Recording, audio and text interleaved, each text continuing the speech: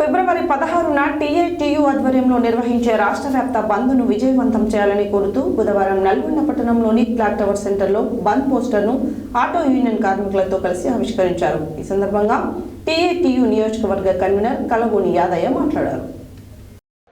ఫిబ్రవరి 16న టీఏటీయూ ఆధ్వర్యంలో నిర్వహించే రాష్ట్ర వ్యాప్త బంద్ను విజయవంతం చేయాలని కోరుతూ బుధవారం నల్గొండ పట్టణంలోని క్లాక్ టవర్ సెంటర్లో బంద్ పోస్టర్ను ఆటో యూనియన్ కార్మికులతో కలిసి ఆవిష్కరించారు. ఈ సందర్భంగా టీఏటీయూ నియోజకవర్గ కన్వీనర్ కలగోని యాదయ్య మాట్లాడుతూ ఫ్రీ బస్ మహాలక్ష్మి పథకం వల్ల ఆటో డ్రైవర్లు నష్టపోతున్నటువంటి విధానాన్ని వివరించారు. ఈ రోజు వరకు దాదాపు 25 మంది ఆటో డ్రైవర్లు ఆత్మహత్యలు చేసుకున్నారని తెలిపారు. కాబట్టి ఈ ఫ్రీ బస్సు మహాలక్ష్మి పథకం వలన నష్టపోతున్నటువంటి ఆటో డ్రైవర్లకు ప్రభుత్వం ఇలాంటి స్పష్టమైన హామీ ఇవ్వట్లేదు.